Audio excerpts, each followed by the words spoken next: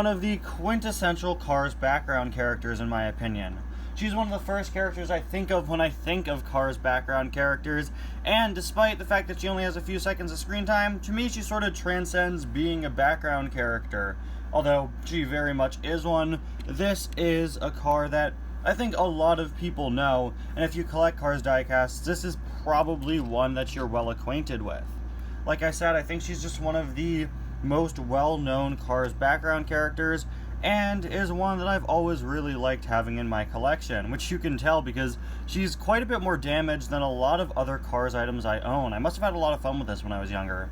Anyway guys, welcome back to yet another review, and to another episode of Wayback Wednesday, where we take a look at older Disney Cars diecast releases. Today we're going way back to 2009 to take a look at Greta. Well, I mean, we're not going to 2009, we're still in 2022, but you know, it's metaphorical. You know, Greta's been released several times, most recently in 2019, but you get what I mean, okay?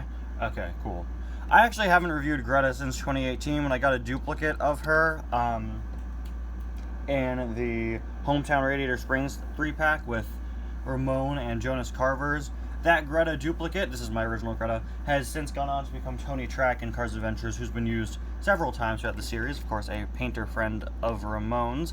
Greta famously has Ramon's paint job on her, of course, with the purple paint job and the ghost flame design.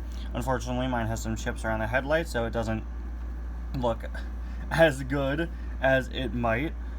Despite being a female character, Greta is one of those that still has a grill, which typically depicts a mustache. On the side, we have that ghost flame design carried over. I really like how it starts yellow, then fades to orange, to a darker orange.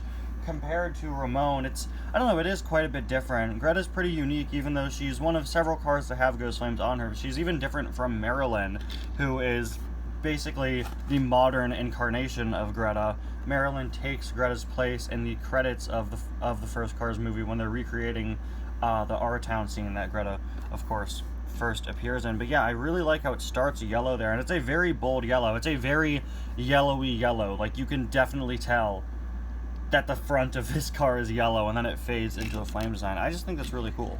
On the back, she doesn't have a license plate. Did I know that before? Is that a mistake? If you guys have Greta, let me know. I'd assume all of her releases don't have a license plate. I highly doubt it's just an error on mine here from 2009, but it's so strange when they just, like, is that a deliberate choice? Like, yeah, you know what, forget the license plate on this one. She doesn't need it. She does. Does she want to drive? Then she should probably have a license plate. There is a look at the other side, of course, with more flame designs. Are the two sides identical? Yeah, pretty sure they are in terms of the flames. Oh, and I forgot to mention, she's got some nice white wall tires going on. Sort of. I don't know, there's not as much white on them as other white walls. And finally, there is a look at the base. Once again, like I said at the beginning of this review, pretty iconic background character with a really cool design, of course inspired by Ramon.